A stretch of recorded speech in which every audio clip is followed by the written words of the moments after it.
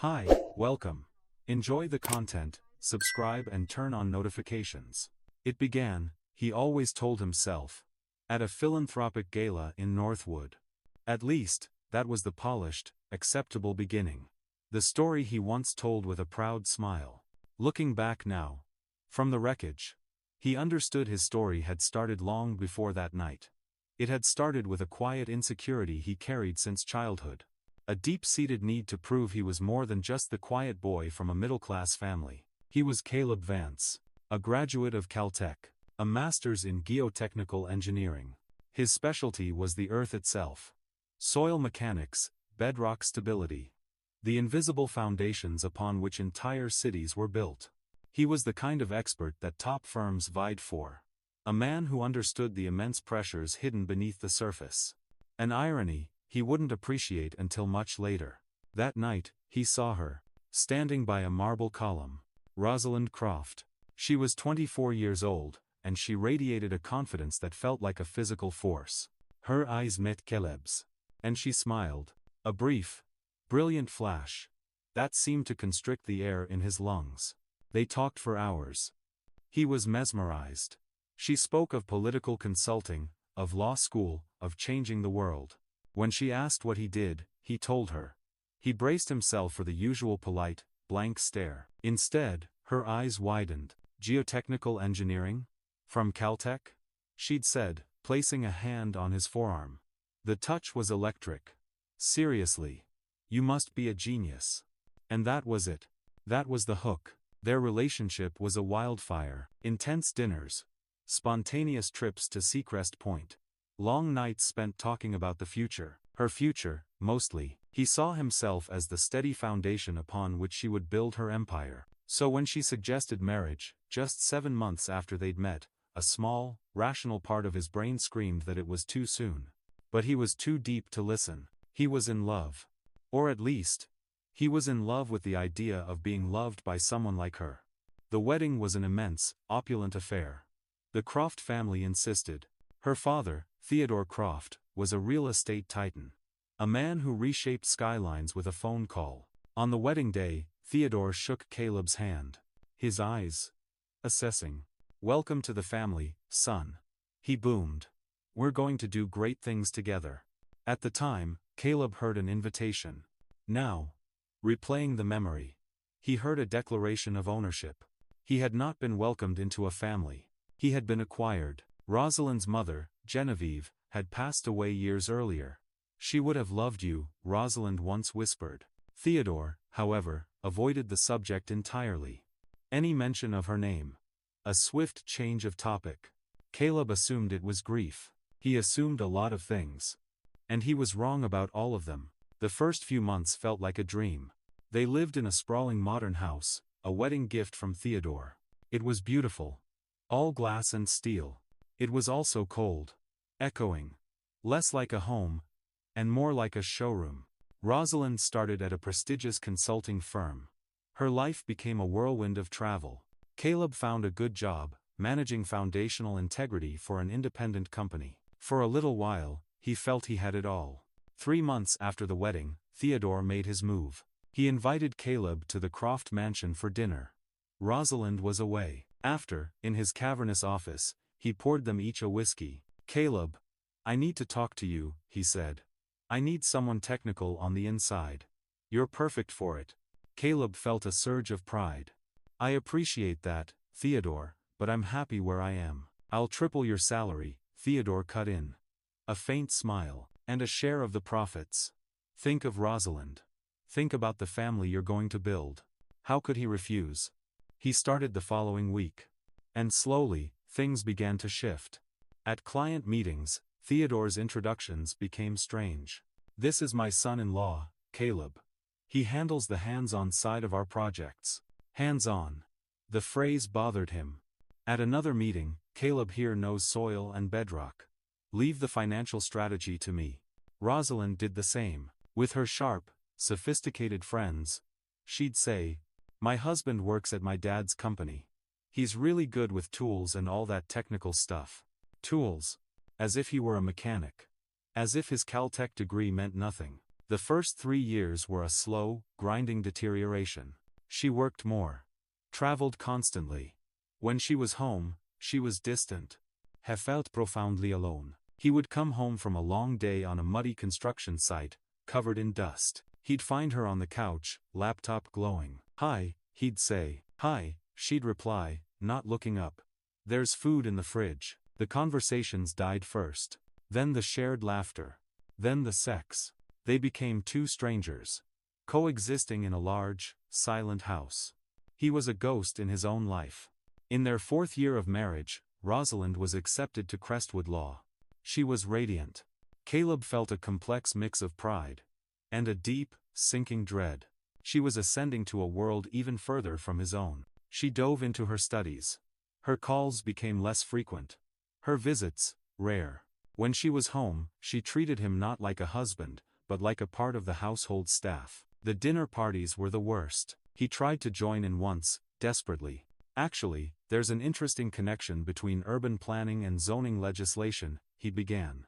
"At Caltech, we studied how." "Honey," Rosalind interrupted. A light, tinkling laugh. The others chuckled. "That's way too technical for us. Let us ramble." His face flushed with heat. He felt small. Stupid. He forced a smile. And retreated into silence. The worst moment, the one that shattered everything, came at her graduation. It was 8 years after their wedding. Caleb sat in the second row, a gift in his pocket, still clinging to a sliver of hope. Rosalind took the stage. "I'd like to thank a few people," she began, her confident smile scanning the audience. Caleb's chest warmed. "She's going to thank me," he thought. "Finally. My professors, my classmates, and of course, my husband, Caleb." He sat up straighter. "Caleb is a simple man," she continued, her voice taking on a maternal, condescending tone. "Simple. He works in construction. He builds walls, installs beams, things like that. And I admire that. Because while I study legal theories, he's out there doing the hard, physical work. He might get confused when I talk about Supreme Court cases. But he knows how to ensure a foundation is stable, and that has value." Polite, cruel laughter rippled through the hall. He felt frozen. The blood drained from his face. She smiled, basking in the spotlight. "He builds cases. He builds buildings. It's perfect." Every word was a perfectly aimed dagger. She had just painted him as a lovable, simple-minded laborer, and was smiling as if she had paid him the highest compliment. He left without a word. He drove to a dimly lit bar, ordered a whiskey, then another. He sat there, the anger and shame warring inside him. The bartender glanced over. "Bad party?" Caleb let out a bitter laugh. "Something like that." "Woman?" The bartender nodded. "It's always a woman. And you look like a man who just realized something he should have seen a long, long time ago." Caleb whispered, more to himself than anyone. "She humiliated me. And the worst part is, I let it happen. If I leave," he said, his voice hollow, "I lose everything." The bartender shook his head slowly. "Son," he said. "You've already lost it. You're just pretending you still have something to lose." 3 weeks after graduation, everything changed. Caleb was leaving a construction site at dusk. A man in a plain gray suit approached him. "Caleb Vance? Who's asking?" "My name is Gideon Ross. I'm a private investigator. I need to talk to you about your wife." In Gideon's nondescript black sedan, the world tilted on its axis. He opened a folder and pulled out a stack of photographs. He placed them, one by one, on Caleb's lap. Rosalind. Entering a hotel. Kissing a man in the parking garage. Laughing with him over wine. Caleb's stomach turned to ice. His hands shook. "Who is he?" Caleb's voice was a dry rasp. "Damien Finch. A colleague. They've been together for 2 years. 2 years. The words slammed into him. For 2 years, he had come home to an empty bed. Believing she was at the library. He was an idiot. "Why are you showing me this?" Gideon took a deep breath. "Because there's something worse. Much worse." He opened a second, thicker folder. "Documents. Contracts. Reports. Theodore Croft," Gideon said slowly, "is using you as the designated fall guy for a massive real estate fraud." He laid out a geotechnical report. "For the East Sterling project. It claimed the soil was clean. He pointed to the signature. It was Caleb's. "I never signed this," Caleb choked out. "I know. It was forged." Gideon showed him more. Bank records. Shell companies, all created using Caleb's identity. His name. His social security number. His life. Stolen and repurposed for their crimes. "When this fraud is discovered," Gideon said, "all roads will lead directly to you." The humiliation at the graduation. It all made a sickening kind of sense now. It wasn't just cruelty. It was a strategy. To make him seem incompetent. The perfect scapegoat. "Does Rosalind know?" he asked, dreading the answer. Gideon nodded grimly. "She knows everything. In fact, she's helping to plan the next step." He pulled out one last set of documents. Divorce papers. Already signed by Rosalind. The terms were devastating. He would assume all the debt. Receive no assets. She would walk away. The brilliant lawyer, the poor victim, fooled by her corrupt, simple-minded husband. Caleb let the papers fall. He covered his face with his hands. His entire life was a lie. He felt a profound, bottomless despair. And then, something else. A cold, hard ember of rage began to glow in the pit of his stomach. "What do I need to do?" A faint, hard smile touched Gideon's lips. "First, you need help on the inside. Someone you trust." Caleb thought of Silas, his site foreman. Loyal. Respectful. "I know someone," Caleb said. "Silas." Gideon nodded. "Good. Because Silas is my brother. He's been working with me on this for 2 years." Caleb stared, bewildered. He felt a strange mix of betrayal and immense relief. He wasn't alone. "We need better evidence," Gideon continued. "For the next few months, you have to live a double life. By day, you are the same obedient husband. The same loyal employee. At night, you work with us. The city audit begins in 2 months. We have to move fast." Caleb took a deep, steadying breath. "Let's do it." The following months were the hardest of his life. Waking up next to Rosalind was an exercise in pure self-control. Every conversation with Theodore was an act. But now, he had a purpose. A cold, clear mission. A week later, Caleb had his first real assignment. A late-night meeting at the mansion. Gideon gave him a tiny recording device, the size of a button. Caleb sewed it into the lining of his jacket. He sat at the table, his heart pounding. He listened as Theodore admitted to forging his signature. To bribing a city official. His blood ran cold, but he forced a look of mild confusion, playing his part. The recording was gold. But they needed Rosalind. His chance came 2 weeks later. She was home. She took a call. From his tone, he knew it was Damien. Caleb started recording on his phone. He heard her voice drift from the study. "It's almost over," she was saying. "My dad will have Caleb sign the final documents next week. When they find the fraud, his name will be on everything. He'll go to prison, Damien. And then, we'll be free." Caleb gripped his phone. The pain was physical. "No one will doubt it," she continued. "After all, who would suspect the brilliant lawyer was married to a dumb laborer?" She laughed. A short, cruel laugh that he had never heard before. The final test came 3 days before the gala Theodore was throwing to celebrate the project launch. Caleb came home early. He heard noises from upstairs. Moans, laughter. He walked up the stairs slowly. Silently. The bedroom door was ajar. He saw them. Rosalind and Damien. Naked. In his bed. "Are you sure this will work?" Damien was asking. "What if he figures something out?" Rosalind laughed that same, cruel laugh. "Damien, Caleb is dumb. He never notices anything." Every fiber of his being screamed at him to burst in. But he remembered Gideon's words. Any change in behavior will alert them. He backed away. He left the house. He called Gideon, his voice trembling with a rage he could barely contain. "They're in my house. In my bed. Hold strong, Caleb." Gideon's voice was steady. 3 more days. Just 3 more days. And you'll have your justice." The night of the party arrived.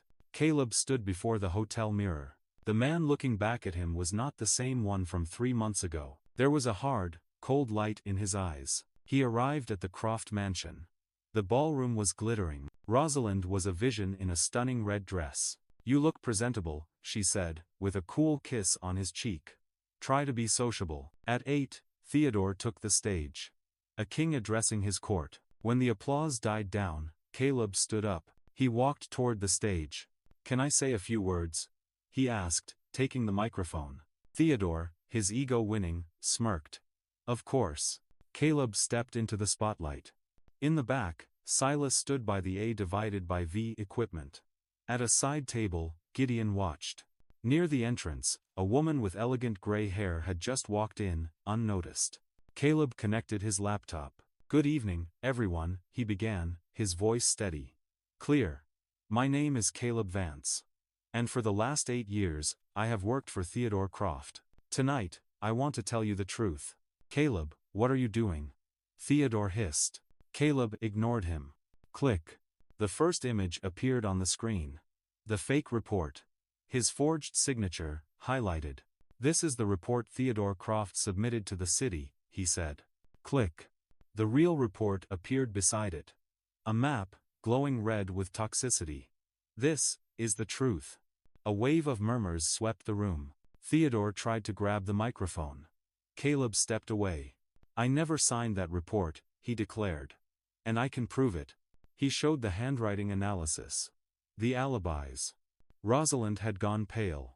But that's just the beginning, he continued. He displayed the shell companies. The illegal payments. And who else was involved? He asked, turning his gaze on his wife. My wife. Rosalind Croft. That's a lie, she shrieked. Is it? Caleb asked calmly. And then he played the recording. Rosalind's voice filled the silent ballroom. His name will be on everything. He'll go to prison, Damien. And then we'll be free. The sound of her cruel laugh echoed through the hall. Who would suspect the brilliant lawyer was married to a dumb laborer? Absolute, stunned silence. He played the second recording. Theodore's voice, admitting to everything. For 8 years, Caleb said, his own voice now thick with emotion. You treated me like I was nothing. You called me simple. It was all part of the plan. To make me the perfect scapegoat. It took a deep breath. But you forgot one thing. Smart people can pretend to be dumb. But dumb people can't pretend to be smart. Theodore made a break for the exit. 2 plainclothes officers blocked his path. And then, the ballroom doors opened wide. The gray-haired woman walked in. Theodore saw her. He froze. All the color drained from his face. No, he whispered. You're dead. The woman smiled, a cold, triumphant smile. Hello, Theodore. Rosalind stared. Mom? Genevieve Croft walked to the stage. 10 years, she said, her voice echoing. 10 years you kept me locked away. Drugged. Isolated. All because I discovered your fraud. She looked at her daughter with deep sadness. He told you I had died. Rosalind collapsed. Theodore was handcuffed. Rosalind, too. The empire crumbled. Caleb stood alone on the stage. Gideon approached, placing a hand on his shoulder. You did it. You're free. In the months that followed, justice was served.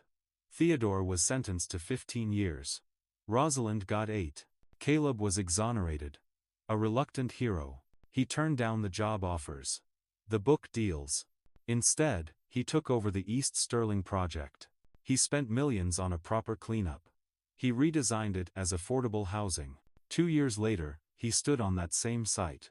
It was no longer a toxic wasteland, but a thriving neighborhood. A young woman holding a baby approached him. Are you Caleb Vance? She asked. I just wanted to say thank you. You changed our lives. He felt a warmth spread through his chest that no amount of money could ever buy. He had lost 8 years of his life because he had allowed others to define his worth. But he had learned that the most important foundation one could ever build was their own. He had been called simple, basic, dumb, but he had toppled an empire. And he had built real, honest homes for people who needed them. He was finally who he was always meant to be. And that was the best revenge of all.